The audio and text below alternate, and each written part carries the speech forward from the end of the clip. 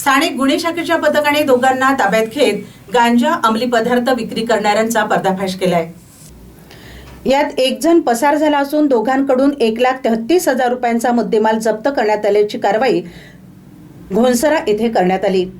अमरसिंग चत्रू जाधव व शंकर देवराव खोकले दोघेही राहणार आमनी लहान तालुका महागाव असे ताब्यातील दोघांची नावे आहेत। स्थानिक गुन्हे शाखा पथक पुसद विभागात पेट्रोलिंग करीत असताना घोणसरा ते मोदी मार्गावर तिघेजण दुचाकीने गांजा विक्री करीत असल्याची माहिती मिळाली। त्यावरून त्यांनी घोणसरा ते मोदी मार्गावर वरिष्ठांच्या आदेशानुसार सापळा रचला। अशातच घोणसरा गावाच्या अलीकडे रात्री 9 वाजताच्या दरम्यान तिघेजण येताना दिसून आले। जवळ येताच त्यांना थांबविण्यात आले। दरम्यान एक इसम अंधाराचा फायदा घेत पसार झाला। उर्वरित दोघांना ताब्यात घेऊन त्यांची झडती घेतली। या त्यांच्याजवळील एका पिवळ्या रंगाच्या प्लास्टिकच्या पिशवीत 1 किलो 170 ग्रॅम गांजा आढळून आला। तसेच त्यांच्याकडून एक मोबाईल, दुचाकी असा एकूण 33,400 रुपयांचा मुद्देमाल जप्त करण्यात आलाय।